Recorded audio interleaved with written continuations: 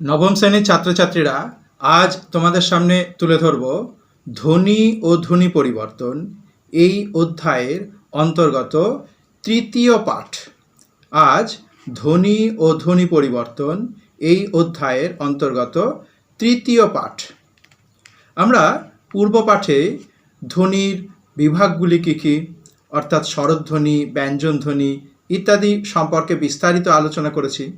আজ আমরা আলোচনা করব ধ্বনি পরিবর্তন কি, ধ্বনি পরিবর্তন কেন হয় এবং ধ্বনি পরিবর্তনের রীতি, এই নিয়ে আজকে আমরা আলোচনায় প্রবেশ করব। তাহলে প্রথমেই তোমাদের জানতে হবে ধ্বনি পরিবর্তন কি। দেখো, বাকযন্ত্রের স্বল্পতম প্রয়াসে উচ্চারিত হয় ধ্বনি, আর এই ধ্বনি থেকেই সৃষ্টি হয় শব্দ, আর সেই শব্দ জুড়ে জুড়েই তৈরি হয় বাক্য তথা আমাদের ভাষা। তাহলে এই ধ্বনি কিন্তু যুগের সঙ্গে সঙ্গে অর্থাৎ সময়ের সঙ্গে সঙ্গে পরিবর্তিত হয়। ধ্বনির এই যে রূপান্তর, তাকেই বলা হয় ধ্বনি পরিবর্তন। ধ্বনির এক রূপ থেকে অন্য রূপে যে রূপান্তর, তাকেই বলা হয় ধ্বনি পরিবর্তন। অর্থাৎ ধ্বনি পূর্বে এক অবস্থায় ছিল, বর্তমানে এক অবস্থায় আছে, ভবিষ্যতে হয়তো আরেকটা অবস্থা সে পাবে। এই যে রূপান্তরগুলো, এই রূপান্তরগুলোই হচ্ছে ধ্বনি পরিবর্তন। তাহলে এই ধ্বনি পরিবর্তন কেন হয়? এই ধ্বনি পরিবর্তনের কতগুলো কারণকে আমরা স্থির করতে পারি। যেমন ধরো, বাকযন্ত্রের ত্রুটির কারণে ধ্বনি পরিবর্তন হয়। বাকযন্ত্রের ত্রুটি, বাকযন্ত্র কোনগুলো? যে যন্ত্র বা অঙ্গগুলো আমাদের ধ্বনি উচ্চারিত হতে সাহায্য করে, তাদেরকেই বলা হয় বাকযন্ত্র। সেগুলো আমরা আগেই পড়েছি। তো বাকযন্ত্রের ত্রুটির কারণেও অনেক সময় ধ্বনির পরিবর্তন ঘটে। যেমন কখনো কখনো কারো কারো মধ্যে দেখবে ত এর উচ্চারণটা সে করতে পারে না, ত এর উচ্চারণ ট এর মতো হয়ে যায়, ট। কখনো তাড়াতাড়ি বলার জন্য হয়, কখনো বাকযন্ত্রের ত্রুটির কারণে হয়। আবার দ এর উচ্চারণ ড এরকম হয়ে যায়। তাহলে বাকযন্ত্রের ত্রুটিজনিত কারণে ধ্বনি পরিবর্তন হয়, এটা গেল একটা দিক। দ্বিতীয়ত, তাড়াতাড়ি উচ্চারণ করতে গিয়ে অর্থাৎ উচ্চারণের দ্রুততার জন্য ধ্বনি পরিবর্তন ঘটে যায়। কোথা থেকে, এটা আমি তাড়াতাড়ি বলে দিলাম কোত্থেকে, কোথা থেকে না বলে কোত্থেকে ধ্বনি পরিবর্তন ঘটছে। গভর্নমেন্ট, আমি তাড়াতাড়ি বলছি গভর্নমেন্ট, গভর্নমেন্ট, গভর্নমেন্ট ধ্বনি পরিবর্তন করছে গভর্ন, একটা দন্ত ন আছে, কিন্তু আমি বলছি গভর্নমেন্ট, নয়ের উচ্চারণটা করলামই না। অর্থাৎ ধ্বনি পরিবর্তন হচ্ছে উচ্চারণের দ্রুততার জন্য। শ্রবণ অঙ্গের ত্রুটি, শ্রবণ অঙ্গ হয়তো আমি ধ্বনিটি ঠিকভাবে শুনতে পাইনি, তার ফলে আমি যখন আবার উচ্চারণ করছি সে বিকৃত উচ্চারণ হয়ে যাচ্ছে। শ্রবণ অঙ্গের ত্রুটিজনিত কারণেও ধ্বনি পরিবর্তন ঘটছে। যেমন জার, জার, কাইজার, আমরা বাংলায় লিখি জার, বর্গীয় জয়াকার বসানো জার, জেড এ আর, জার হয়ে গেল জার। তাহলে শ্রবণ অঙ্গের ত্রুটি, ঠিকঠাক শুনতে পাইনি, তার জন্য ধ্বনি পরিবর্তন হচ্ছে। শ্বাসাঘাতের প্রভাব, শব্দের অন্তর্গত কোনো ধ্বনিতে যদি শ্বাসাঘাত পড়ে, সেক্ষেত্রে ধ্বনি পরিবর্তিত হতে পারে।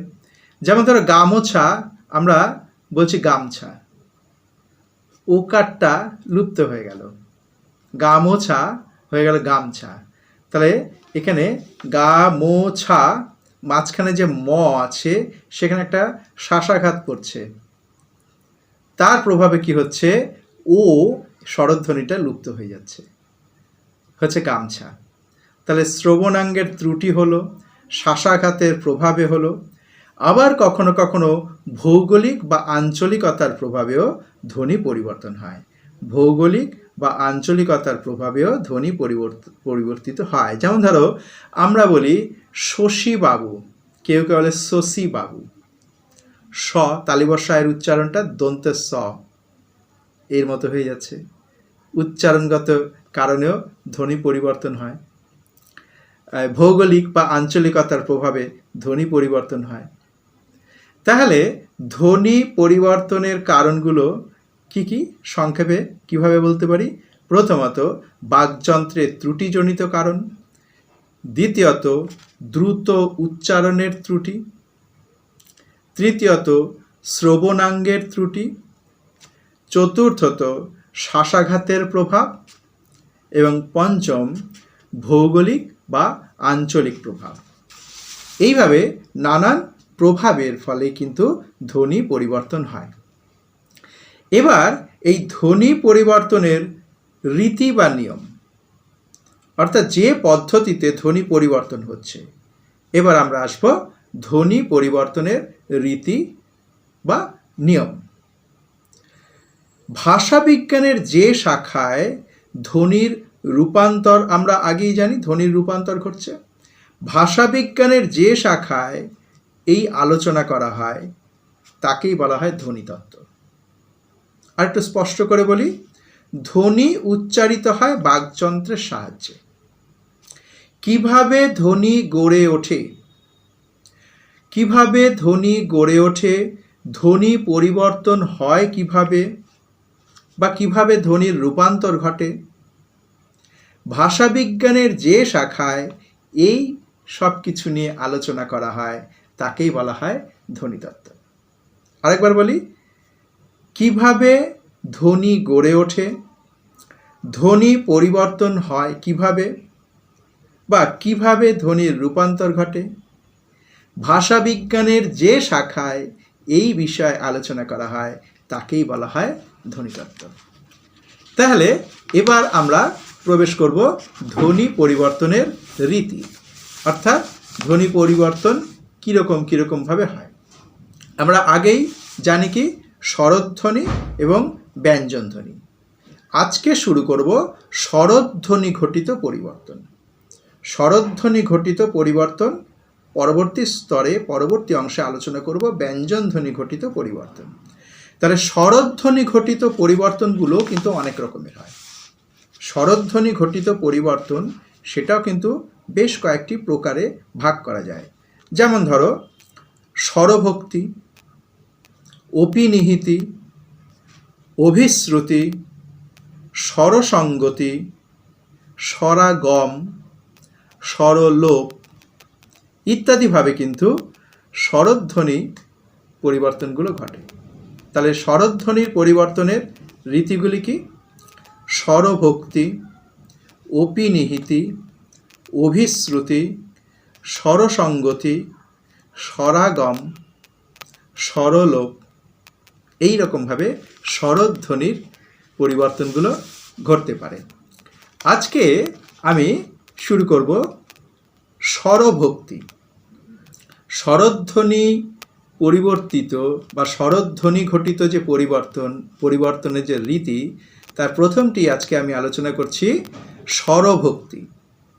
তাহলে স্বরভক্তিটা কি তোমাদের জানতে হবে। উচ্চারণের সুবিধার্থে সংযুক্ত ব্যঞ্জনকে ভেঙে ওই ব্যঞ্জনদ্বয়ের মাঝে একটি স্বরধ্বনির আগম এর রীতিকেই বলা হয়, অর্থাৎ আগমন ঘটানোর রীতিকেই বলা হয় স্বরভক্তি বা বিপ্রকর্ষ। আরেকবার বলি, উচ্চারণের সুবিধার্থে সংযুক্ত ব্যঞ্জনকে ভেঙে ওই ব্যঞ্জনদ্বয়ের মাঝে একটি স্বরধ্বনির আগমের রীতিকেই বলা হয় স্বরভক্তি বা বিপ্রকর্ষ। তাহলে স্বরভক্তির বৈশিষ্ট্য তুমি কি পাচ্ছ? সংযুক্ত ব্যঞ্জন দুটি ভেঙে যাচ্ছে প্রথমত, দ্বিতীয়ত কি ব্যঞ্জনদ্বয়ের মাঝখানে একটি স্বরধ্বনির আগমন হবে। তাহলে স্বরভক্তির যে নিয়ম বা স্বরভক্তি কাকে বলে সেটা আমরা জানলাম, স্বরভক্তির বৈশিষ্ট্যটা জানলাম, যে সংযুক্ত ব্যঞ্জনটি ভেঙে যাবে প্রথমত, দ্বিতীয়ত ওই ব্যঞ্জনদ্বয়ের মাঝখানে একটি স্বরাগম অর্থাৎ স্বরধ্বনির আগমন ঘটবে, এটা জানলাম। এবার তাহলে একটা উদাহরণের সাহায্যে বিষয়টাকে কিন্তু আমরা বর্ণনা করতে পারি। যেমন ধরো ভক্তি শব্দটা, যদি ভক্তি স্বরভক্তিতে হবে ভকতি, ভক্তি ভকতি, যুক্তি যুকতি, মুক্তি মুকতি, শ্লোক শ্লোক, প্রীতি পীরিতি, এগুলো হচ্ছে স্বরভক্তির উদাহরণ। তোমাদের সুবিধার জন্য একটি উদাহরণকে আমি বিশ্লেষণ করে দেখিয়ে দিচ্ছি। কি বললাম? ভক্তি ভকতি।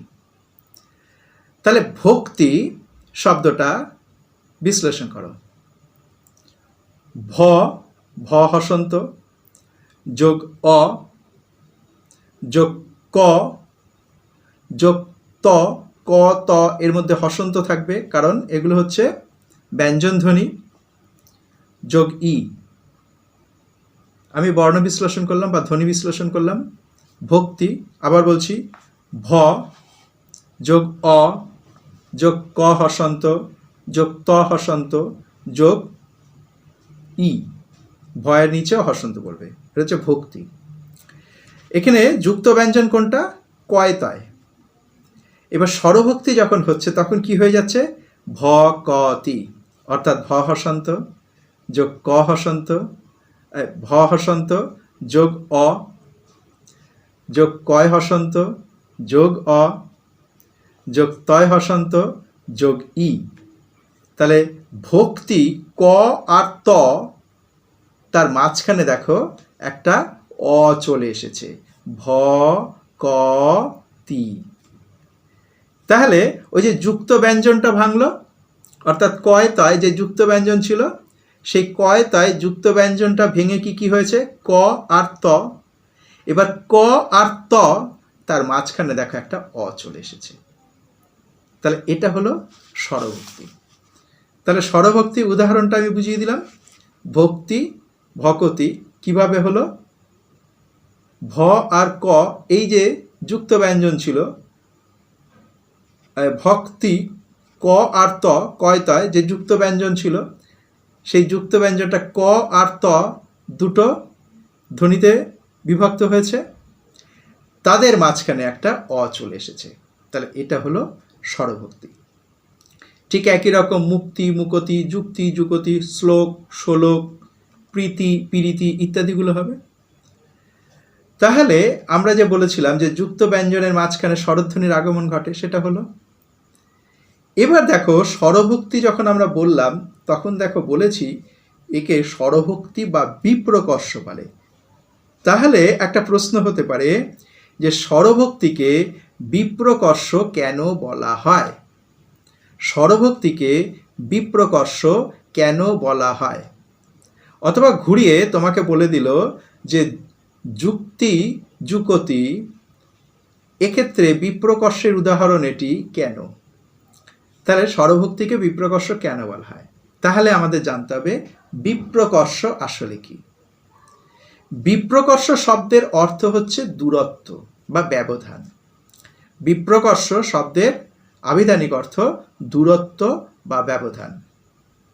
স্বরভক্তিতে যুক্ত ব্যঞ্জন দ্বয় ভেঙে যায় এবং ওই ব্যঞ্জন দ্বয়ের মাঝে একটি দূরত্ব তৈরি হয়। স্বরভক্তিতে যুক্ত ব্যঞ্জনদ্বয় ভেঙে যায়, ব্যঞ্জনদ্বয়ের মাঝে একটি দূরত্ব তৈরি হয়। এই কারণেই স্বরভক্তিকে বিপ্রকর্ষ বলা হয়। বোঝা গেল যে স্বরভক্তিকে কেন বিপ্রকর্ষ বলা হয়? স্বরভক্তিতে আগে বলতে হবে যে বিপ্রকর্ষ শব্দের আবিধানিক অর্থ বা সাধারণ অর্থ হলো দূরত্ব বা ব্যবধান। স্বরভক্তিতে যুক্ত ব্যঞ্জনদ্বয় ভেঙে যায় এবং ব্যঞ্জনদ্বয়ের মাঝে অনেকটা দূরত্ব তৈরি হয়। এই কারণেই স্বরভক্তিকে বিপ্রকর্ষ বলা হয়।